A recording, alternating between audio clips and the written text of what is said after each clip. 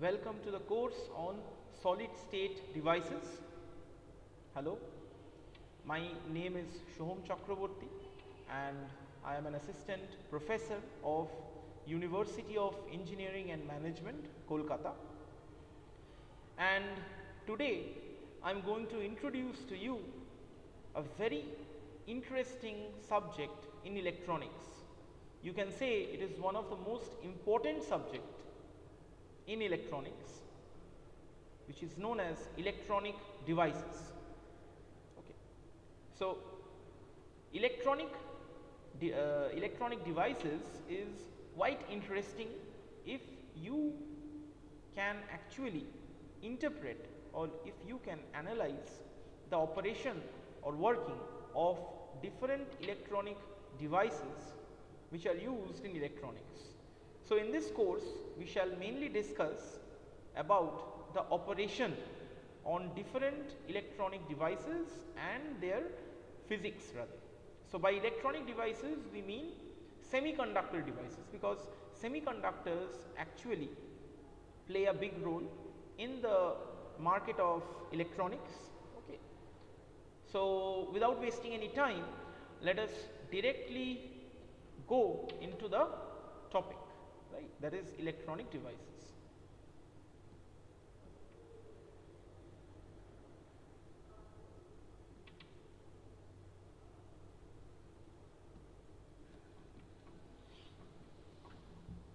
Alright, so this is the syllabus of electronic devices. As you can see that the syllabus has been divided into different modules, right.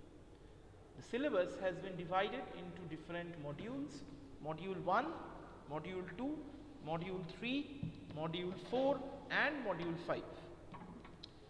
And here you can see easily that the different modules has got different topics as well as different subtopics, right. For example, in module 1 you can see that there is a basic introduction, rather I shall give you a basic introduction in module 1 to the concept of semiconductor devices or semiconductor physics, and we shall discuss the different mechanisms of current flow through semiconductors. Then we shall go into some devices which are based on semiconductor, for example a PN junction diode, which is covered under module 2. Under module 3 we have the bipolar junction transistor. Under module 4 we have the MOSFET. Under module 5 we have the processing of integrated circuits, right. These are the references that you can refer to in case of solid state electronic devices. Streetman and as well as Niemann. Okay, so let us directly go into the portion of semiconductor devices or solid state devices. So let us go to module 1. Well, the name of the course is electronic devices, but electronic device, in other words, it is also known as solid state devices.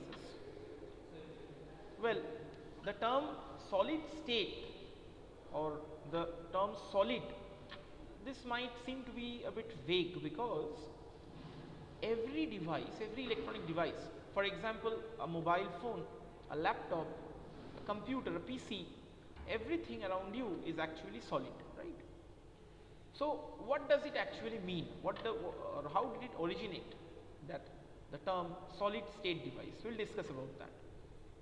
Basically this concept of solid state device originated since the emergence of vacuum tubes. Have you heard about that? Well, vacuum tubes were previously used, means when the computer was actually invented by Charles Babbage. At that time we used to perform the operation of amplification. For example, amplification is an operation with the help of vacuum tubes. I'll show you the diagram of vacuum tubes in my next slide. Now, in these vacuum tubes, what happened is that the electrons flow through the empty space inside the vacuum tubes. The term vacuum is evident, right? Because if it is vacuum, that means there is no medium inside the vacuum tubes. Later on, with the discovery of the bipolar junction transistor by the three eminent scientists, Bardeen, Brattain and Shockley, it brought about the era of electronics. So what happened during that time is that in case of the bipolar junction transistor, which was invented later on, which was invented much after the invention of vacuum tubes, the electrons remained confined inside the solid material, right? Basically, the bipolar junction transistor was made up of a semiconductor material called silicon, and the electron, while it moved through the transistor, it was actually confined inside the silicon material. Hence, since the electron is confined inside the silicon material, the word solid state came into being from there. So, this is the reason why we actually give the name solid state devices, right? Hope it is clear to all.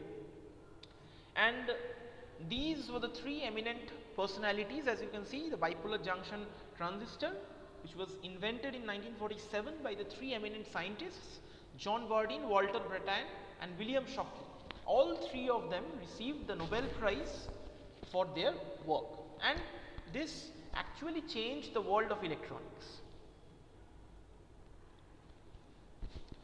And this is the image of a vacuum tube, as you can see on the screen. This vacuum tube actually consists of a cathode, which is the negative terminal. It consists of an anode, which is the positive terminal, and it also has a third terminal, which is called a control grid. Now, what happened is that the control grid controlled the flow of electrons between the cathode and the anode, right? And as a result of this, what happened is the electrons used to flow through the empty space between the cathode and the anode. And as you can see that there is a glass tube over here. The essence of the glass tube is that it simply protects the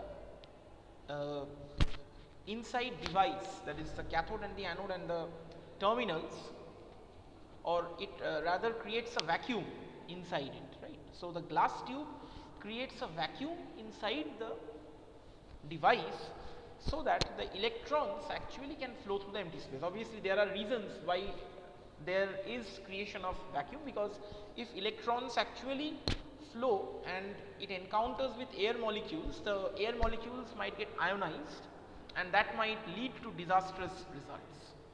Okay.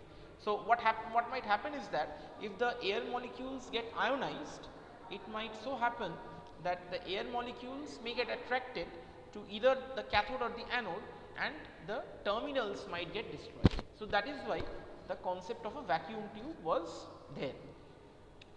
But with the invention of the bipolar junction transistor, everything changed. The scenario absolutely changed, and vacuum tubes were replaced by bipolar junction transistors. Now, let us move into the concept of semiconductors. Semiconductors, as the word implies, semiconductors, semi means partial conductors, right? Partial, semi.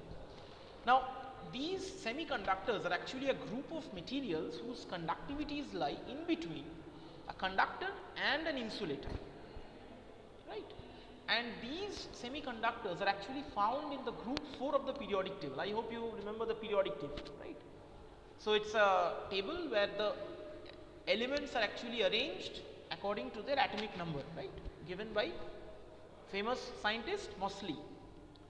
And here the materials are found in the group 4 of the periodic table. So, group 4 means you can obviously understand that these materials have got 4 valence electrons in their outermost shell, right? Obviously the word valence means outermost shell, although. And 2 examples of such semiconductors are silicon and germanium, which are also known as elemental semiconductors, right? There are also other compounds which can form between group 3 and group 5 elements, which are also known as semiconductors. For example, gallium arsenide, gallium phosphide, etc. And there are few more compounds which can form between group 2 and group 6 elements, and they are also called compound semiconductors. For example, zinc oxide and zinc sulfide, right? But here we are more interested in the group 4 semiconductors as of now, because this is just a basic course in electronic devices, right? But there are utilities of the group 3, group 5 elements, or the compound semiconductors. So as of now we will more focus on the elemental semiconductors and especially silicon. Silicon is the most commercially used semiconductor due to various reasons. One of the basic reasons for using silicon is its huge availability in the Earth's crust. Previously germanium was actually used in place of silicon, but due to the abundance and several other advantages of silicon, it is the dominant semiconductor material in the electronics industry. Now, semiconductors have a special place in electronics because of several reasons. One of the main reasons is that semiconductors, in case of semiconductors, the conductivity can be actually controlled. In case of conductors, you see, if you apply some voltage, it leads to a huge current. In case of insulators, you apply a voltage, there is no current. In case of semiconductors, you can actually control the current that flows through the semiconductors simply by inserting impurities intentionally inside the semiconductors, which is a process known as doping. Okay. So that is why semiconductors are very much popular. And as you can see over here, that in case of semiconductors, the most distinguishing feature of semiconductor out of conductors and insulators is that it has got an energy band gap. We will discuss more about energy band gap in the later sections. Energy band gap of a semiconductor basically decide the range of wavelength that can be absorbed or emitted by the semiconductor. For example, gallium arsenide has a band gap of 1.43 electron volts, which corresponds to the infrared region of the spectrum. Gallium phosphide corresponds to 2.3 electron volt, which corresponds to the green portion of the spectrum. So obviously you can understand that one of the main application of gallium arsenide may be in the fabrication of infrared LEDs. LEDs, you have heard about it? LED, light emitting diode, right? We see it in our life every day. And gallium phosphide can be used to make a green LED, right? Very interesting. But unfortunately, silicon and germanium, they do not have the capacity of light emission. Although silicon is used commercially as a semiconductor, silicon or germanium cannot be used in optoelectronic devices, that is, devices which involve the absorption or emission of radiation. Now, based on the ability to absorb light or to emit light, there can be 2 types of semiconductors. We shall discuss about it later. Number 1 is called direct band gap semiconductors. Example is gallium arsenide. Number 2 is indirect band gap semiconductors. That is, example is silicon. One example is silicon. And we are more interested in the physics of the semiconductor silicon in this course because of its wide use in the electronics industry. Okay, so let us move into the next part of our lecture. This is actually energy band theory. Okay, so before we actually talk about energy bands, we must know what is actually an energy band. And here we present a qualitative discussion of energy band theory. Now, as you can see over here, that under normal conditions, an atom, rather under all conditions, an atom has got discrete energy levels. We know that already, right? And this we know from the concept of Niels Bohr's theory, where he said that electrons revolve around the nucleus in fixed orbits, and each orbit is associated with some fixed energy level. An electron which gains an electron jumps to some higher energy level, and it stays at that position for about 10 to the power minus 8 seconds, after which it returns back to the lower energy level. As a result, this process leads to release of radiant energy, right? This is the basic concept that we know. And these are, as you can see, these are some discrete energy levels in an isolated atom.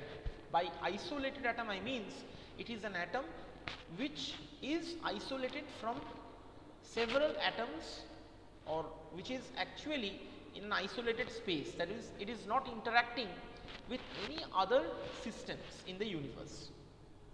Practically, you know that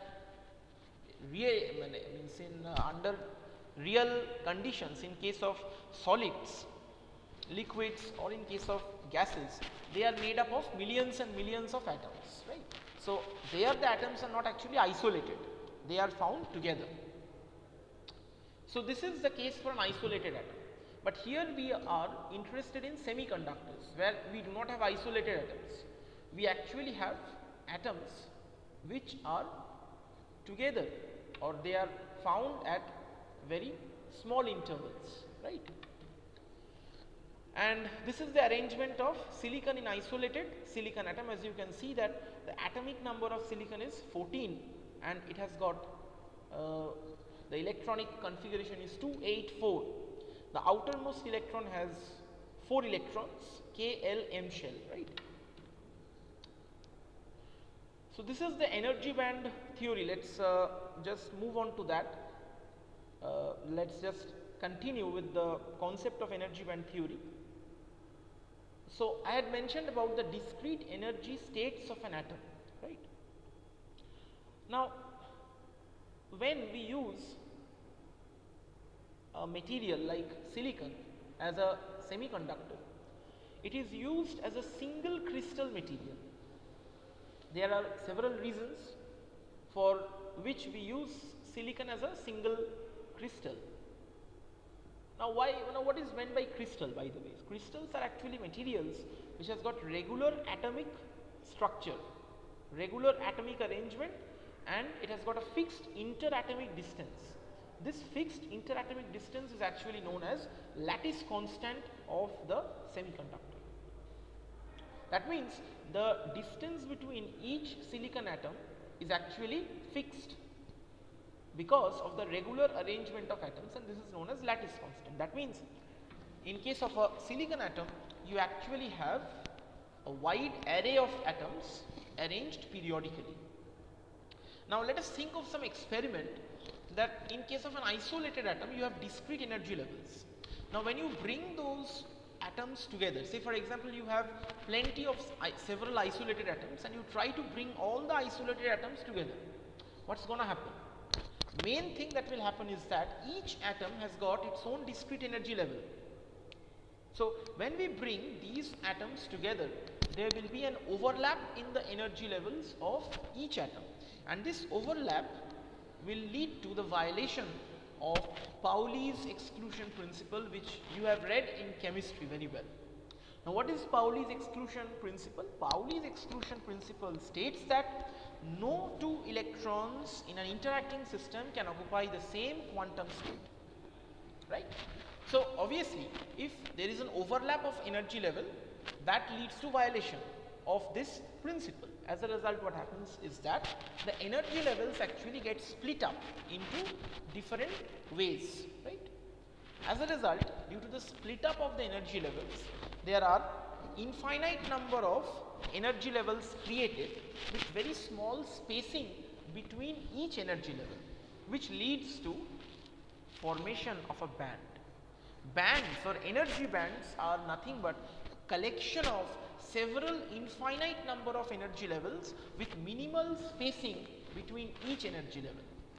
So hence, in case of an isolated atom, the energy levels are discrete in nature, but in case of solids, the energy levels are not discrete in nature, but they actually join up to form a continuous energy state which is known as band. Basically, the spacing between two energy level is so small that it seems that the two energy levels are identical to each other, as a result of which there is the creation of an energy band. Now we are going into the concept of valence band and conduction band. Basically, out of all the several bands that are created inside the semiconductor, we are more interested in the concept of the valence band and the conduction band. Valence band is one which contains valence electrons, conduction band is one which contains which indicates a state at which the electrons are free for conduction. Now, in between valence band and conduction band, there is an energy gap which is known as forbidden energy gap, right? And this band gap between the valence band and the conduction band is actually different for different semiconductors. In case of silicon, the band gap is about 1.1 electron volt at 300 Kelvin, and band gap is actually a function of temperature, because with change in temperature there is also change in the band gap of the material, because of which I have mentioned the temperature of the material at a specific band gap. So let us discuss about the three types of materials and their different levels of energy band gap or their energy bands. So first let us go to conductors. Now in case of conductors, you can see that the conductors do not have any forbidden energy gap, right? So you can see over here, you can see that the conduction band and the valence band, there has been a significant overlap in the two bands, as a result of which the electrons which are in the valence band, as I know because you know that electrons in, or rather the valence electrons, that is the electrons in the outermost shell, occupy the valence band, right? So the electrons in the valence band can easily jump into the conduction band, right? So as a result of which, due to this jumping, as a result of which what happens is that the with an application of very small amount of voltage or potential difference, this can cause a significant flow of current, right? It can cause a significant flow of electrons from the valence band to the conduction band, and this leads to a big or a huge amount of conductivity in case of conductors. Now what about semiconductors? Semiconductors have a very interesting concept.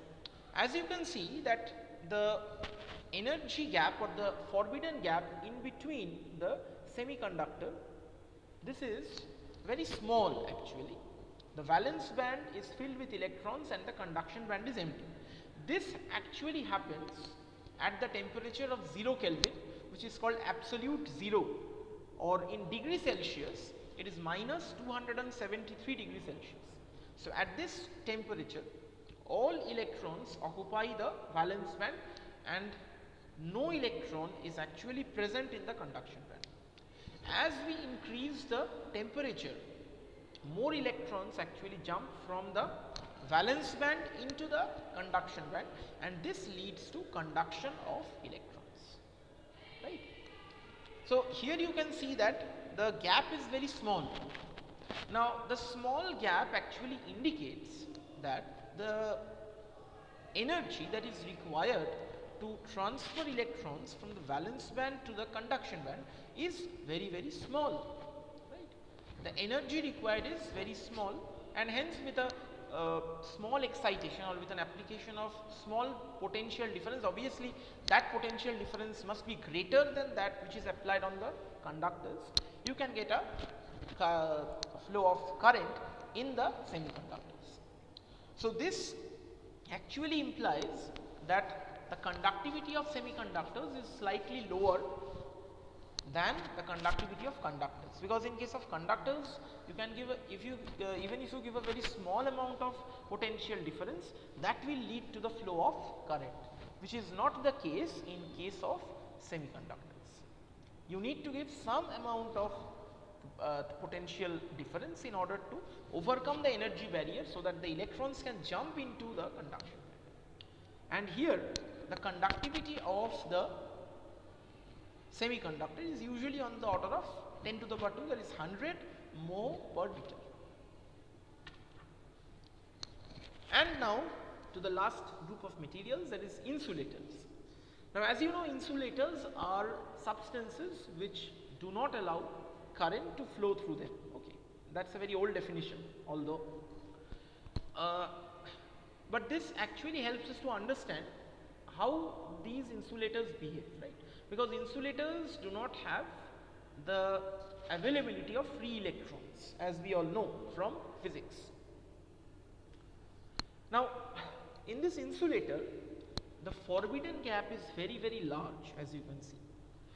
The gap between the conduction band and the valence band is very large, and therefore what happens is that the electron which is present in the valence band, it is very difficult to excite the electron from the valence band to the conduction band, because in order to excite the electron from the valence band to the conduction band, you need to apply a huge amount of energy, so that, or rather potential difference, so that the electron from the valence band can jump directly to the conduction band.